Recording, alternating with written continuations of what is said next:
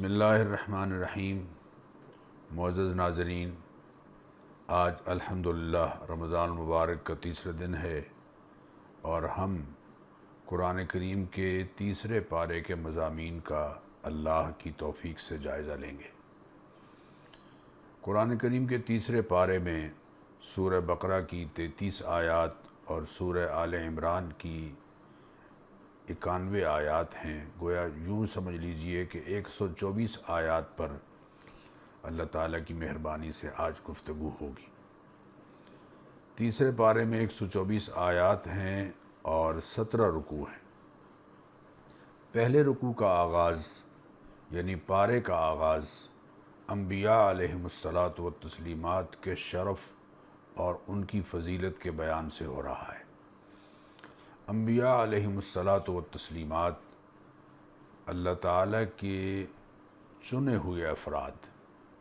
قرآن کریم میں اللہ تعالیٰ نے ارشاد فرمایا کہ وَإِنَّهُمْ عِنْدَنَا لَمِنَ الْمُصْطَفَيْنَ الْأَخْيَارِ، یہ ہمارے چنے ہوئے اور پسندیدہ ہستیاں اور لوگ ہیں۔ ایک جگہ ارشاد فرمایا وَكُلًّا فَضَّلْنَا عَلَى الْعَالَمِينَ، ہم نے سارے جہانوں پر انہیں فضیلت اور شرف عطا فرمایا ہے۔ ایک جگہ ارشاد فرمایا اللہ یصطفی من الملائکۃ رسلا ومن الناس، اللہ تعالیٰ انسانوں میں سے جنہیں چاہتا ہے منصب نبوت و رسالت کے لیے چن لیتا ہے۔ یہاں ارشاد فرمایا تلک الرسل فضلنا بعضهم علی بعض، یہ انبیاء علیہم الصلاۃ والتسلیمات اور رسولوں کی جو جماعت ہے ان میں سے بعض کو ہم نے بعض پر فضیلت عطا فرمائی ہے۔ بعض علماء نے نبی اور رسول میں یہ فرق کیا ہے کہ انبیاء علیہم الصلاۃ والتسلیمات قریباً 1,24,000 کم و بیش تشریف لائے، ان میں سے 315 رسول ہیں جو صاحبان شریعت ہیں۔ ان کے بارے میں فرمایا منہم من کلم اللہ ورفع بعضهم درجات، بعض ایسے ہیں کہ جن سے اللہ تعالیٰ نے کلام کیا، جیسے سیدنا موسیٰ علیہ السلام جن کا لقب بھی کلیم اللہ ہے، جن سے پس پردہ اللہ تعالیٰ نے گفتگو فرمائی۔ اور ورفع بعضهم درجات، پھر بعض کو بعض پر مزید فضیلت عطا فرمائی گئی، اور ان میں سے سب سے افضل، اکمل، اشرف، اجمل اور سب سے بلند مرتبے والی ہستی سیدنا حضرت محمد الرسول اللہ صلی اللہ علیہ وسلم کی ذات کریمہ ہے۔ حضرت عیسیٰ علیہ السلام کا خاص طور پر ذکر فرمایا کہ وَآتَيْنَا عِيسَى ابْنَ مَرْيَمَ الْبَيِّنَاتِ وَأَيَّدْنَاهُ بِرُوحِ الْقُدُسِ، کہ عیسیٰ ابن مریم سلام اللہ علیہ پر ہم نے بہت خاص انعام فرمائے اور انہیں معجزات عطا فرمائے، اور حضرت جبریل امین کو ان کے ساتھ ان کی تائید کے لیے رکھا۔ یہ آغاز ہے اس پارے کا، اور یوں کہہ لیجئے کہ پہلے رکوع میں اللہ تعالیٰ نے اسی بات کو بیان فرمایا ہے، اور دوسرے رکوع کا آغاز یا ایھا الذین آمنوا سے ہے۔ اہل ایمان کو خطاب کیا جا رہا ہے کہ انفقوا مما رزقناکم، جو ہم نے تمہیں رزق بخشا ہے، ہم نے تمہیں رزق بخشا ہے، اس میں سے اس دن کے آنے سے پہلے کہ جس دن نہ تو خرید و فروخت ہو سکے گی، نہ دوستیاں کسی کام آئیں گی، اور نہ بغیر اللہ کی اجازت کے کوئی شفاعت کر سکے گا، اس دن کے آنے سے پہلے اللہ کی راہ میں خرچ کرو۔ معزز ناظرین، نبی کریم علیہ الصلاۃ والتسلیمات کا ارشاد گرامی ہے اپنی صحت مند زندگی میں کسی آدمی کا اپنے ہاتھ سے 1 روپیہ خرچ کر دینا، اس کے چلے جانے کے بعد یا عین موت کے قریب 100 روپیہ خرچ کریں، اس کے ورثہ یا وہ خرچ کرے، یقیناً یہ 1 روپیہ جو صحت مند زندگی میں اس نے خرچ کیا ہے یہ اس 100 روپے پر بھاری ہے۔ تو اللہ تعالیٰ یہاں ترغیب دے رہے ہیں، اور میں آپ سے عرض کروں کہ آج کل ہمارے ملک میں اس بات کی ضرورت ہے کہ اللہ کا دیا ہوا مال جس قدر بھی ہم سے ہو سکے اس کی راہ میں خیرات کریں، ضرورت مندوں کو دیں، ضرورت مندوں پر صرف کریں، ان کی خوراک پر صرف کریں، ان کی ضروریات پر صرف کریں۔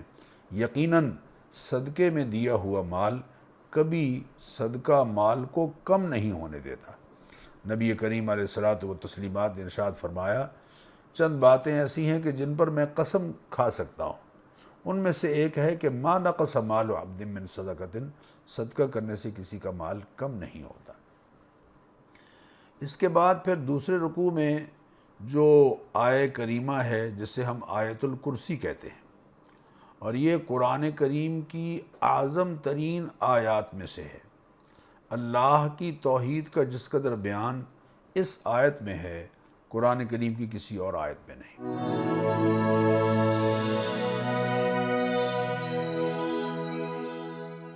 اس کے بعد ایک ایسا جملہ ہے جس کے بارے میں لوگوں کے ہاں بہت غلط فہمی پائی جاتی ہے، اور وہ کیا ہے؟ لا اکراہ فی الدین، دین میں کوئی جبر نہیں۔ اس کا معنی میں عرض کروں، اس کا معنی کیا ہے؟ دین کے قبول کرنے نہ کرنے میں کوئی جبر نہیں۔ دین کو قبول کرتا ہے، ٹھیک ہے، اللہ تعالیٰ اجباری طور پر لوگوں کو بات نہیں منوانا چاہتا، اختیاری طور پر ماننا چاہتا ہے۔ اختیاری طور پر اللہ کو ماننے والے بنے، جبرن نہیں۔ لا اکراہ فی الدین، دین کے قبول کرنے نہ کرنے میں کوئی جبر نہیں۔ اس آیت کا معنی خدا را غلط نہ کیجئے، اس کا معنی یہ ہے کہ دین کے قبول کرنے نہ کرنے میں کوئی جبر نہیں۔ ہاں، جب کوئی دین قبول کر لیتا ہے تو پھر لازم بات ہے اس کے قوانین کو فالو کرنا اور ان پر عمل کرنا، یہ لازم بات ہے، اسے قبول کرنا ہوگا۔ جیسے کوئی آدمی گاڑی ٹریفک کے لیے چلنے کے لیے سڑک پر نہیں لاتا، اس پر کوئی جبر نہیں، ساری زندگی نہ لائے، لیکن اگر وہ گاڑی سڑک پر لے آتا ہے تو اب ٹریفک کے قوانین کو اسے فالو کرنا ہوگا۔ اب سرخ بتی پر اسے رکنا ہوگا، گرین لائٹ پر اسے چلنا ہوگا، اسے ٹریفک کے تمام قوانین کو پیش نظر رکھنا ہوگا۔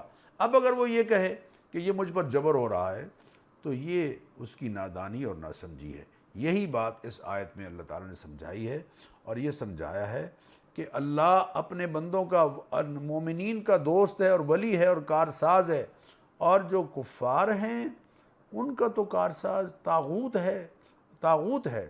اور اللہ تعالیٰ یہاں وضاحت فرما رہے ہیں کہ فَمَن يَكْفُرْ بِالطَّاغُوتِ وَيُؤْمِن بِاللَّهِ فَقَدِ اسْتَمْسَكَ بِالْعُرْوَةِ الْوُثْقَىٰ، جس نے طاغوت سے انکار کیا اور اللہ کے دامن کو تھام لیا، اس نے اپنے حقیقی مضبوط سہارے کو تھام لیا ہے۔ اس کے بعد معزز ناظرین، اہل ایمان سے خطاب کیا جا رہا ہے کہ دیکھو، اللہ ولی الذین آمنوا یخرجہم من الظلمات الی النور، اللہ اندھیروں سے روشنی کی طرف نکالتا ہے، اور جو کفار ہیں ان کے دوست طاغوت ہیں، اور وہ انہیں نور سے، روشنی سے اندھیروں کی طرف لے کے جاتے ہیں۔ اولئک اصحاب النار هم فیہا خالدون، جو اللہ کی روشنی کو چھوڑ کر طاغوت کے اندھیروں میں پڑتا ہے، وہ اپنے لیے جہنم کو یقینی بنا رہا ہے۔ اس کے بعد اگلے رکوع کا آغاز ہو رہا ہے، اس میں حضرت ابراہیم علیہ السلام اور نمرود کے درمیان جو مکالمہ ہوا ہے اس کا ذکر ہے، کس طرح سے اللہ تعالیٰ نے نمرود کو شکست دی اور حضرت ابراہیم علیہ السلام کو فتح عطا فرمائی۔ پھر حضرت عزیر علیہ السلام کا تذکرہ ہے، کس طرح اللہ تعالیٰ نے ان کو زندہ کیا اور ان کی سواری کو زندہ کیا اور یہ بتا دیا۔ اور اسی طرح حضرت ابراہیم علیہ السلام کا جو واقعہ ہے کہ پرندوں کو کس طرح سے اللہ تعالیٰ نے زندہ کیا اور ان کے پاس لے آیا، یہ دونوں واقعات اس بات کی دلیل ہیں کہ اللہ مردوں کو دوبارہ زندہ کرنے پر قادر ہے، یقیناً قادر ہے، اور وہ ایسا کرے گا، اور یہ بات ایک جگہ نہیں، قرآن کریم میں اللہ تعالیٰ نے بار بار بیان فرمائی۔ معزز ناظرین، اس کے بعد میں آپ سے درخواست کروں گا کہ اس بات پر خاص توجہ دیجئے جو چوتھے رکوع میں اللہ تعالیٰ نے بیان فرمائی۔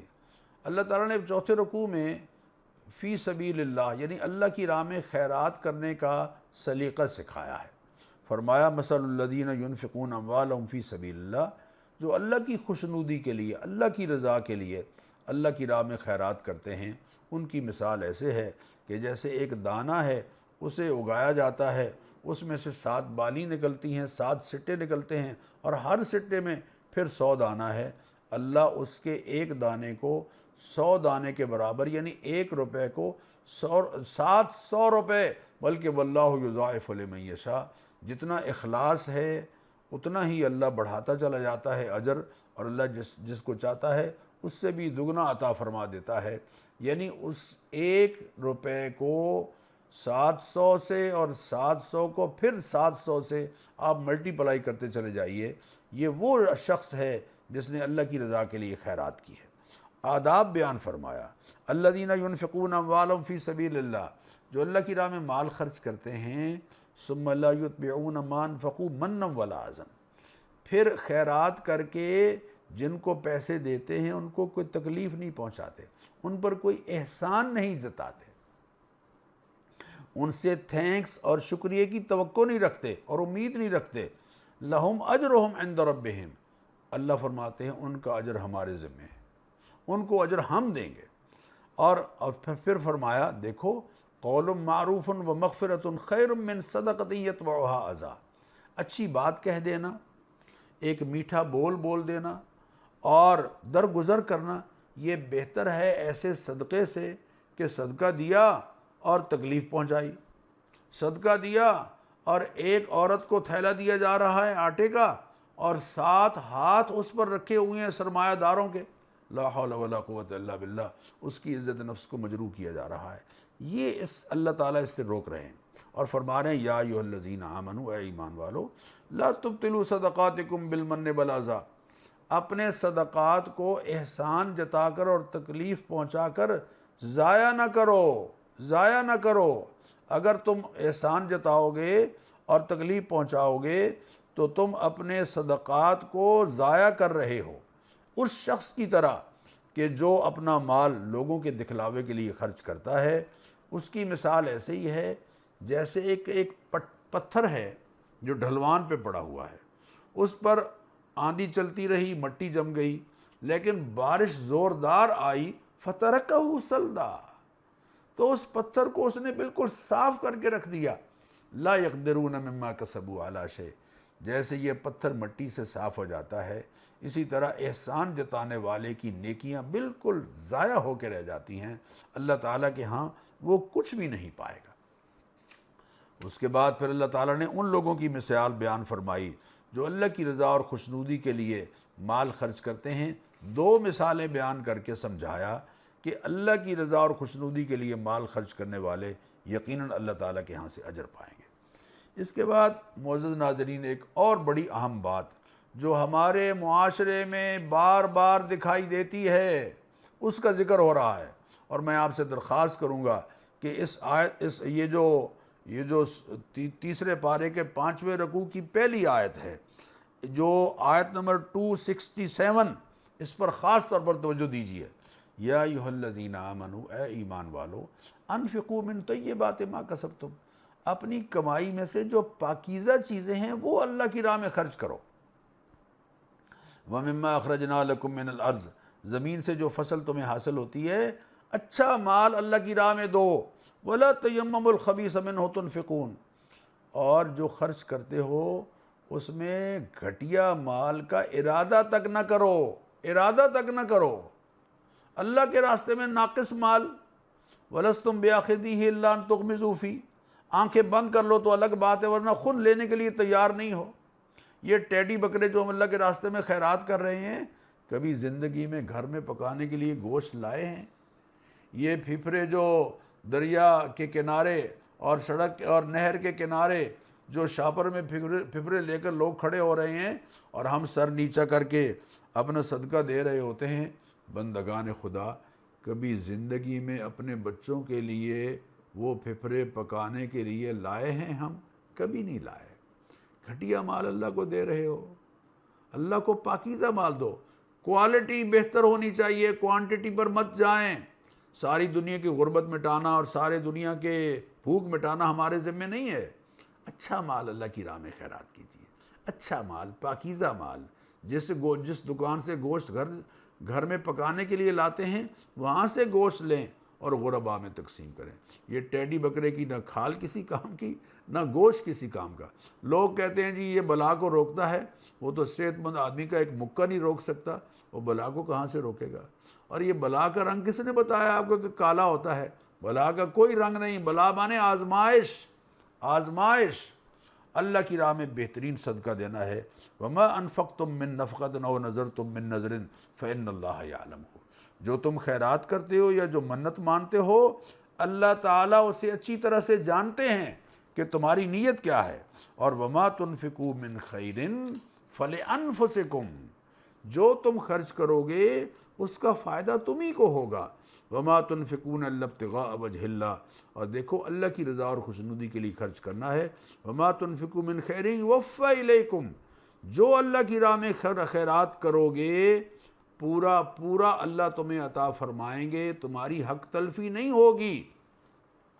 دنیا میں بھی عطا فرما دیتے ہیں، صدقہ کرنے سے مال بڑھتا ہے، کم نہیں ہوتا، اور آخرت میں تو یقیناً اللہ تعالیٰ بے پایہ عطا فرمائیں گے۔ یہ بڑی اہم بات ہے۔ اس کے بعد اللہ تعالیٰ نے ارشاد فرمایا کہ جو معاشرے کے سفید پوش ہیں، جو لوگوں کے سامنے لپٹ لپٹ کر سوال نہیں کرتے، ان کا بھی خیال کرو، ان کا بھی خیال کرو، ان کی مدد کرو، ان کی نصرت کرو۔ اور جو لوگ اللہ کی راہ میں دن رات چھپ کر یا اعلانیہ طور پر خرچ کرتے ہیں، اللہ تعالیٰ ان کے لیے اجر بیان فرما رہے ہیں۔ معزز ناظرین، اس کے بعد اللہ تعالیٰ سود کی حرمت کا بیان فرما رہے ہیں، اور فرما رہے ہیں جو لوگ سود کھاتے ہیں وہ قیامت کے دن ایسے اٹھیں گے جیسے کوئی دیوانہ ہوتا ہے۔ سود، اللہ فرماتے ہیں یمحق اللہ الربا ویربی الصدقات، سود کو اللہ گھٹاتا ہے اور صدقات میں اللہ صدقات کو بڑھاتا ہے۔ اور اے ایمان والو اتقوا اللہ، اللہ سے ڈرو، وذروا ما بقی من الربا، اور سود کو بالکل چھوڑ دو اگر تم ایمان والے ہو، اور اگر تم باز نہیں آتے فاذنوا بحرب من اللہ ورسولہ، پھر اللہ اور اس کے رسول کے ساتھ جنگ کے لیے تیار ہو جاؤ۔ اللہ اکبر، اللہ اکبر۔ وَإِن تُبْتُمْ فَلَكُمْ رُءُوسُ أَمْوَالِكُمْ، اگر تم توبہ کر لو گے اور سود چھوڑ دو گے تو اصل جو سرمایہ ہے وہ یقیناً تمہارا حق ہے۔ اور پھر بڑی ایک اچھی بات ارشاد فرمائی کہ دیکھو جو تنگ دست لوگ ہیں، اگر وہ قرضہ بر وقت نہیں لوٹا رہے تو ان کو مہلت دو۔ جو شخص قرض مقروض ہے اور واقعتاً وہ جینون طور پر قرض نہیں لوٹا پا رہا، اس کو جو شخص مہلت دیتا ہے تو ہر روز اتنی ہی رقم صدقہ کرنے کا اللہ اس کو ثواب عطا فرماتے ہیں۔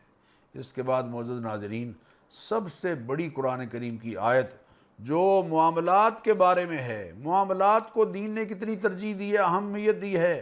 25% عبادات ہیں، 75% معاملات ہیں جن کے بارے میں ہمارے دین نے ہدایت دی ہے، 75% معاملات کے بارے میں۔ اور یہ ہے خرید و فروخت اور لین دین کے بارے میں کہ جب کسی کو قرضہ دو اس کو لکھ لیا کرو اور دستاویز تیار کر لیا کرو، ہاں دست بدست جو تم معاملے کر رہے ہو اس میں پیسے ایک دوسرے کو دینے میں یقینی بات ہے کوئی حرج نہیں ہے۔ اس کے بعد اگلا جو سورہ بقرہ کا آخری رکوع ہے، یہ بڑا اہم رکوع ہے۔ معزز ناظرین، حدیث میں آتا ہے نبی کریم علیہ الصلوۃ والتسلیمات جب معراج پر تشریف لے گئے تو معراج پر جو اللہ نے آپ کو 3 چیزیں عطا فرمائیں، ان میں سے ایک خواتیم سورہ بقرہ ہے، اور حضور نے فرمایا جو شخص سونے سے پہلے آیت الکرسی پڑھ لیتا ہے اور سونے سے پہلے یہ سورہ بقرہ کی آخری 2 آیات پڑھ لیتا ہے، اللہ تعالیٰ اس کی حفاظت کے لیے فرشتہ مقرر کر دیتے ہیں جو ساری رات اس کی حفاظت فرماتے ہیں۔ تو اس جو آخری رکوع ہے یہ بڑا اہم ہے، اس میں اللہ تعالیٰ نے اپنی ملکیت کا ذکر فرمایا، اور پھر اللہ تعالیٰ نے ایمانیات کا ذکر فرمایا، یعنی ارکان ایمان یہاں بیان ہو رہے ہیں۔ میں یہاں وضاحت کروں کہ سورہ بقرہ کی آیت نمبر 62 میں ارکان ایمان کا بیان نہیں ہے، وہ تو یہود کی جو نسلی تفاخر اور نسلی برتری کا جو نظریہ کہ اس کی بنیاد پر ہم بخشے جائیں گے، وہ اس کا رد ہو رہا ہے۔ ارکان ایمان یہاں بیان ہو رہے ہیں۔ کل آمن باللہ وملائکتہ، اللہ پر ایمان، فرشتوں پر ایمان، وکتبہ، اللہ کی کتابوں پر ایمان، ورسلہ، اور رسولوں پر ایمان، لا نفرق بین احد من رسلہ، کسی ایک رسول پر بھی ایمان لانے میں ہم فرق نہیں کرتے، تمام رسولوں پر ایمان لاتے ہیں۔ ایک رسول کو جس نے نہیں مانا اس نے یقیناً ایمان نہیں، جو حضور اکرم صلی اللہ علیہ وسلم کی رسالت کو نہیں مان رہا اس کے لیے نجات نہیں ہے، یہ پکی بات ہے۔ چونکہ یہاں اللہ فرما رہے ہیں لا نفرق بین احد من الرسل، ہم رسولوں کے درمیان کسی ایک میں دوسرے سے کوئی فرق نہیں کرتے بلکہ سب پر ایمان لاتے ہیں۔ اور پھر اگلی آیت میں اللہ تعالیٰ نے بہت دعا سکھائی ہے تو دعا، لیکن دراصل اس دعا کے سلیقے میں اللہ نے عطا ہمیں جو فرمائی ہے خاص نعمتیں، ان کا تذکرہ ہے۔ اور دعا کیا ہے؟ لا یکلف اللہ نفسا الا وسعها ربنا لا تؤاخذنا ان نسینا او اخطانا، اے اللہ ہم سے جو بھول چوک ہو گئی تو اسے بھی معاف فرما دینا۔ ربنا ولا تحمل علینا اسرا کما حملتہ علی الذین من قبلنا، اے اللہ جیسا بوجھ تو نے پہلوں پر ڈالا ہے ہم پر نہ ڈال۔ قوم سمود، قوم لوط، قوم نوح ہلاک ہو گئیں انبیاء کی نافرمانی کے نتیجے میں۔ ربنا ولا تحملنا ما لا طاقت لنا به، اے اللہ کوئی ایسا بوجھ نہ ڈال جسے ہم برداشت نہ کریں۔ واعف عنا، معاف کر دے، واغفر لنا، بخش دے، ورحمنا، تو ہم پر رحم فرما، انت مولانا، اس لیے کہ تو ہمارا کارساز ہے۔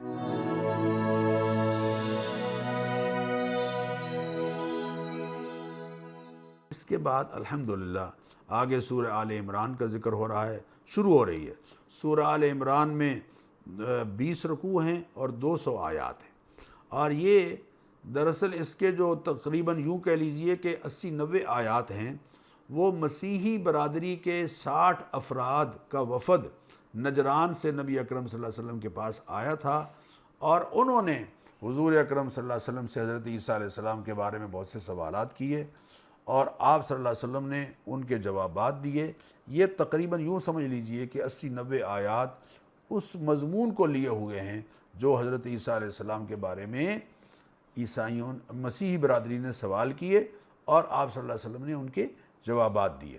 لیکن آغاز اس بات سے کیا کہ الف لام میم، حروف مقطعات جن کے معنی اللہ ہی جانتا ہے۔ اللہ لا الہ الا ہو الحی القیوم، اللہ وہ اللہ الہ ہے کہ جس کے سوا کوئی الہ نہیں ہے، وہ ہمیشہ رہنے والا ہے، وہ ہمیشہ سے ہے اور ہمیشہ رہنے والا ہے، اور کائنات کو پورے طرح تھامے ہوئے اس نے اپنی کتابیں برحق اتاری ہیں۔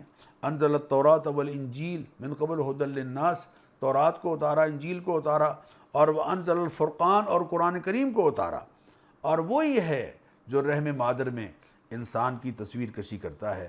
پھر آیات محکمات کا ذکر ہے اور متشابہات کا ذکر ہے، اور متشابہات میں پڑھنے سے روکا گیا ہے۔ پھر ایک دعا ہے ربنا لا تزغ قلوبنا بعد اذ ہدیتنا، اے اللہ تو نے ہدایت بخشی ہے، اب ہمارے دلوں میں کجی اور ٹیڑھا پن پیدا نہ ہونے دے۔ وہب لنا من لدنک رحمہ، اور ہمیں اپنی جانب سے رحمت عطا فرما، یعنی دین پر ثابت قدمی عطا فرما۔ پھر اللہ تعالیٰ یہ بات بیان فرما رہے ہیں کہ کافر جو ہیں ان کے مال اور ان کی اولاد قیامت کے دن کسی طرح کا کوئی کام ان کے نہیں آئیں گی، اور یقیناً وہ اللہ تعالیٰ کی گرفت سے کفر کی وجہ سے نہیں بچ پائیں گے۔ انسانوں کے لیے خواہشات کو، عورتوں کو، بچوں کو، اور بڑے بڑے سونے کے ڈھیر اور چاندی کے ڈھیر اور منتخب گھوڑے اور مال مویشی اور کھیتیاں، یہ سب دنیا کے سامان ہیں، ان کو اپنا مقصد حیات نہ سمجھ لو، یہ ضرورت کی چیزیں ہیں۔ اور ان سے بہتر کیا ہے؟ قل اونبئکم بخیر من ذالکم، ان سے بہتر جو چیزیں وہ تمہیں نہ بتاؤں؟ للذین اتقوا عند ربہم جنات، وہ نعمتیں ہیں جو ابدی ہیں، ہمیشہ رہنے والی ہیں، اور وہ یقیناً انہیں نصیب ہوں گی جو صاحبان ایمان ہیں۔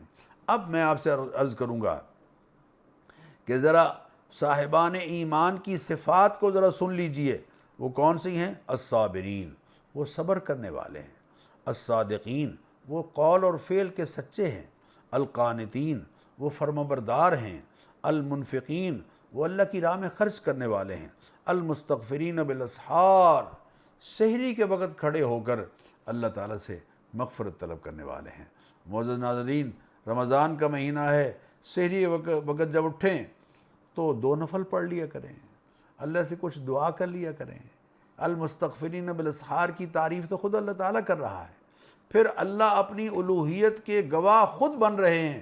شہد اللہ انہ لا الہ الا ہو والملائکہ وَأُولُو الْعِلْمِ قَائِمًا بِالْقِسْطِ، اللہ اور اس کے فرشتے اور صاحبان علم اللہ کی وحدانیت کے گواہ ہیں، اور یہ بہت بڑی گواہی ہے اور سچی گواہی ہے جو اللہ تعالیٰ کی عظمت کے بارے میں دی جا رہی۔ پھر اس رکوع میں اللہ تعالیٰ فرما رہے ہیں ان الدین عند اللہ الاسلام، زندگی گزارنے کا جو کوڈ آف لائف ہے اور زندگی گزارنے کا جو لائحہ عمل اور دستور حیات ہے وہ صرف اور صرف اسلام ہے، اور تمام انبیاء علیہ الصلوۃ والتسلیمات نے اسی کی دعوت دی ہے۔ اور جو انبیاء علیہ الصلوۃ والتسلیمات یا معاشرے میں انصاف کا بول بالا کرنے والوں کے قاتل ہیں، ان کے بارے میں فرمایا وہ اس عمل کی وجہ سے اپنی ساری نیکیاں برباد کر بیٹھتے ہیں۔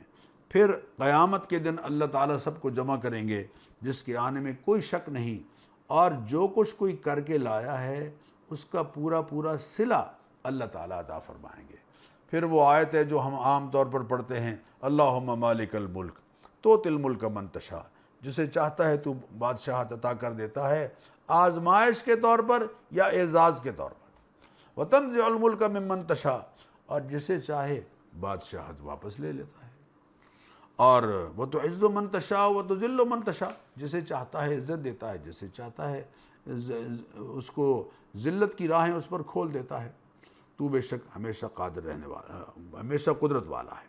اور پھر ارشاد فرمایا کہ دیکھو ایمان والوں کو چھوڑ کر کفار کو اپنا ولی اور کارساز اور اپنا مددگار اور اپنا دوست مت بناؤ۔ کفار کو دوست بنانا ہے، کفار کو دوست نہیں بنانا بلکہ اہل ایمان کو دوست بنانا ہے۔ اور فرمایا کہ دیکھو یوم تجد کل نفس ما عملت من خیر محضرا وما عملت من سوء، ایک دن ایسا آنے والا ہے کہ جس دن جو تم نے عمل کیے ہوں گے، نیکی کی ہوگی تو نیکی سامنے لائی جائے گی، اور برائی کی ہوگی تو برائی سامنے لائی جائے گی، اور اس دن بندہ یہ کہے گا کاش مجھے تھوڑی سی مہلت ملتی، لیکن پھر مہلت نہیں ملے گی۔ پھر وہ آیت ہے جس میں اللہ نے بیان فرمایا، نئے رکوع شروع ہو رہا ہے، ان کنتم تحبون اللہ فاتبعونی، اگر تم کہتے ہو کہ اللہ تمہیں محبوب بنا لے، اگر تم یہ چاہتے ہو کہ اللہ تمہیں اپنا محبوب بنا لے، ان کنتم تحبون اللہ، اگر تم اللہ سے محبت کرتے ہو تو اس محبت کا یہ جو دعویٰ ہے اس کی دلیل کیا ہے؟ فاتبعونی، میری پیروی کرو گے تو یحببکم اللہ، اب اللہ تمہیں اپنا محبوب بنا لے۔ تم اللہ سے محبت کرتے تھے، دعویٰ کرتے تھے، میری پیروی اس کی دلیل ہے، ایسا کرنے سے اللہ تمہیں اپنا محبوب بنا لیں گے۔ حضرت آدم علیہ السلام کا ذکر ہے، حضرت عیسیٰ علیہ السلام کا ذکر شروع ہو گیا ہے، اور حضرت مریم کی والدہ نے جو نظر مانی تھی اس کا تذکرہ ہے۔ پھر حضرت مریم پیدا ہوئیں، حضرت زکریہ علیہ السلام کو ان کی کفالت ان کے سپرد ہوئی، حضرت زکریہ علیہ السلام نے حضرت مریم کو دیکھا بے موسم پھل میسر آ رہے ہیں، دعا کی اللہ تعالیٰ تو اپنے کرم سے مجھے بیٹا عطا فرما، تو اللہ تعالیٰ نے ان کو حضرت یحییٰ علیہ السلام کی صورت میں بیٹا عطا فرمایا۔ حضرت مریم سلام اللہ علیہا کا تذکرہ ہے کہ کس طرح حضرت عیسیٰ علیہ السلام اللہ تعالیٰ نے انہیں حضرت عیسیٰ علیہ السلام عطا فرمائے، اپنے ایک معمول کی جو نظام ہے اس سے ہٹ کر، اور حضرت عیسیٰ علیہ السلام کو معجزات عطا کیے گئے، اور حضرت عیسیٰ علیہ السلام نے اعلان کیا کہ ان اللہ ربی و ربکم، میرا رب بھی اور تمہارا رب بھی اللہ تعالیٰ ہے۔ پھر حضرت عیسیٰ علیہ السلام کو جب انہوں نے محسوس کیا کہ کفار کی طرف سے ان کے ساتھ زیادتی ہونے والی ہے، تو اللہ فرماتے ہیں کہ ان اللہ، حضرت عیسیٰ علیہ السلام سے اللہ نے فرمایا اذ قال اللہ یا عیسیٰ، اے عیسیٰ انی متوفیک ورافعک الیہ، میں آپ کو واپس لے لوں گا اور اٹھا لوں گا اپنی طرف، اور آپ کو ان گندے لوگوں کے ماحول سے جو کافر ہیں آپ کو پاک کر دوں گا، اور پھر ایک وقت ایسا آئے گا کہ جب آپ دوبارہ تشریف لائیں گے، اور وہ ساری تفصیلات احادیث میں موجود ہیں۔ پھر نبی کریم علیہ الصلوۃ والتسلیمات سے جب ان جو عیسائیوں نے مباہلے کے لیے خود کو تیار کرنا چاہا، اور آپ صلی اللہ علیہ وسلم مباہلے کے لیے آ گئے۔ لیکن مباہلہ کیا ہے کہ دونوں طبقات میدان میں نکل کے یہ اللہ سے عرض کریں کہ جو بھی جھوٹا ہے اس پر اللہ کی لعنت ہو۔ لیکن جب حضور اکرم صلی اللہ علیہ وسلم حضرت حسن، حضرت حسین اور حضرت علی اور حضرت فاطمہ رضی اللہ تعالی عنہم اجمعین کے ساتھ نکلے تو ان کے کسی عالم نے کہا کہ ایسے پاکیزہ چہروں والے ان کے سامنے تم مت نکلو ورنہ تباہ و برباد ہو کے رہ جاؤ گے، چنانچہ وہ پیچھے ہٹ گئے۔ پھر معزز ناظرین، انٹرفیتھ ڈائیلاگ کے لیے مسلمانوں کے پاس کیا ایجنڈا ہونا چاہیے؟ اللہ تعالیٰ نے اس کا یہاں فرمایا کہ ایک ہی ایجنڈا ہے کہ ان سے کہو کہ اللہ کے سوا کسی کو معبود نہیں ماننا ہے۔ ابراہیم علیہ السلام کے بارے میں وضاحت کی کہ نہ وہ یہودی تھے نہ وہ نصرانی تھے، ولیکن کان حنیفا مسلما، وہ تو کھرے یکسو اللہ تعالیٰ کے فرما بردار اور مسلمان تھے۔ انہوں نے عیسائی اور نہ کبھی انہوں نے شرک، وما کان من المشرکین، مشرکین کے ساتھ بھی ان کا کوئی تعلق نہیں تھا۔ اہل کتاب کا تذکرہ کیا ہے کہ وہ بہانے سے چکر چلاتے ہیں کہ کچھ صبح ایمان لاؤ اور شام کو انکار کرو، تاکہ جو سادہ لو مسلمان ہیں وہ ہمارے اس انکار کو ایمان سے انحراف کا سبب سمجھیں اور ذریعہ بنا لیں۔ لیکن ان کی یہ کوشش یقیناً اللہ تعالیٰ کے ہاں ناکام ہوگی۔ پھر اگلے جو آخری رکوع ہے اس میں اللہ تعالیٰ نے ایک وفد نجران نے ایک بات کہی تھی کہ اے اللہ کے نبی صلی اللہ علیہ وسلم، ہم آپ کو عیسیٰ علیہ السلام کی طرح اللہ کا بیٹا مان لیتے ہیں، آپ کی عبادت کریں گے۔ لیکن اللہ نے وضاحت فرمائی کہ ما کان لبشر، کسی بشر کے لیے یہ درست نہیں ہے کہ ان یؤتیہ اللہ الکتاب والحکم والنبوہ، اللہ اس کے منصب نبوت عطا فرمائے، کتاب عطا فرمائے، ثم یقول للناس، پھر وہ لوگوں سے یہ کہے کہ کونوا عبادا لی من دون اللہ، اللہ کو چھوڑ کر میری عبادت شروع کر دو۔ کسی نبی کو تو یہ حق نہیں ہے، اللہ فرماتے ہیں، کہ وہ یہ کہیں کہ میری اللہ کو چھوڑ کر میری پوجا شروع کر، میری عبادت شروع کر دو۔ تو کسی ولی کو یا کسی پیر کو کیسے حق ہو سکتا ہے کہ وہ اپنے مریدین سے کہے کہ مجھے سجدہ کرنا شروع کر دو؟ سجدہ تعظیمی حرام ہے ہماری شریعت میں، اللہ کے سوا کسی اور کے لیے جائز نہیں ہے۔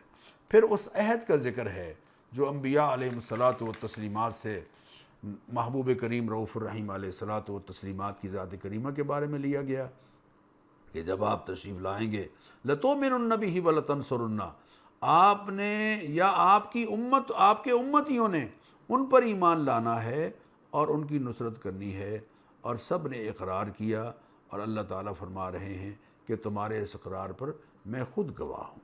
اور معزز ناظرین، پھر رکوع کے بالکل آخر میں اللہ تعالیٰ فرما رہے ہیں افغیر دین اللہ یبغون وَلَهُ أَسْلَمَ مَنْ فِي السَّمَاوَاتِ وَالْأَرْضِ، کہ دیکھو اللہ کے دین کے سوا کوئی اور دین، کوئی نظام حیات، کوئی قابل قبول نہیں ہے۔ وَمَنْ يَبْتَغِ غَيْرَ الْإِسْلَامِ دِينًا فَلَنْ يُقْبَلَ مِنْهُ، جو اسلام کے سوا کسی اور دین کو اختیار کرے گا اللہ تعالیٰ کے ہاں وہ قطعی طور پر قابل قبول نہیں ہوگا۔ بلکہ آپ سے کہا جا رہا ہے قل، اے حبیب آپ خود کہہ دیجئے آمنا باللہ، ذرا غور کیجئے، یعنی تمام انبیاء علیہم الصلاۃ والتسلیمات پر ایمان کا ذکر ہو رہا ہے۔ قل، اے حبیب آپ اعلان کر دیجئے آمنا باللہ، کہ ہر ایمان والا یہ کہے کہ ہم اللہ پر ایمان لائے، وما انزل علینا، اور جو ہمارے اوپر اترا ہے اس پر ایمان لائے، وما انزل علی ابراہیم و اسماعیل و اسحاق و یعقوب والاسباط وما اوتی موسیٰ و عیسیٰ والنبیون من ربہم، جتنے انبیاء تشریف لائے ہیں ان کی صداقت پر، ان کی نبوت پر ہم ایمان لائے ہیں۔ لا نفرق بین احد منہم، کسی ایک پر ایمان لانے میں ہم فرق نہیں کریں گے۔ یہ ہے اصل ایمان، کہ تمام انبیاء علیہ الصلاۃ والتسلیمات کی صداقت اور نبوت پر ایمان لائیں گے تو نجات ہوگی، ورنہ نہیں ہوگی۔ چنانچہ بالکل آخر میں فرمایا کہ جو ان الذین کفروا، جو جنہوں نے کفر اختیار کیا، وماتوا وہم کفار، اور حالت کفر میں ہی مر گئے، وہ لن یقبل من احدہم ملء الارض ذہبا ولو افتدی بہ، زمین کو سونے سے بھر بھی دیں بالفرض اور وہ فدیے کے طور پر اللہ کے دربار میں پیش کریں، وہ قبول نہیں کیا جائے گا۔ اس لیے کہ آخرت دارالجزا ہے، دنیا دارالعمل ہے۔ معزز ناظرین، اس دنیا کو جو دارالعمل ہے ہم نے اپنے اچھے اعمال سے سجانا ہے تاکہ ہماری آخرت اللہ تعالیٰ کے ہاں اچھی ہو اور ہم اللہ تعالیٰ کے ہاں نجات حاصل کرنے والے ہوں۔ یہ بات میں نے آخر میں اس لیے عرض کی ہے کہ حالت کفر میں مرنے والا، اس کے لیے اللہ فرما رہے ہیں کہ لہم عذاب علیم وما لہم من ناصرین، قیامت کے دن ان کا کوئی مددگار نہیں ہوگا۔ یہ احساس ہمیں یہ آیات بار بار دلا رہی ہیں، اور شکر کیجئے کہ اللہ نے ہمیں ایمان کی دولت نصیب فرمائی ہے، اور ان کو بھی دعوت دیجئے جو ایمان نہیں قبول کر پا رہے، اللہ ان کو بھی ایمان کی دولت نصیب فرمائے۔ معزز ناظرین، یہ تیسرے پارے کے مضامین الحمدللہ کسی حد تک آج ذکر ہوئے، لیکن کوشش کیجئے کہ اس پارے کو ترجمے کے ساتھ ایک دو دفعہ پڑھیں تاکہ ان مضامین کا استحضار ہو۔ انشاءاللہ چوتھے پارے کے ساتھ، اس کے مضامین کے ساتھ کل حاضر ہوں گے۔ اجازت دیجئے، شکریہ، السلام علیکم ورحمۃ اللہ۔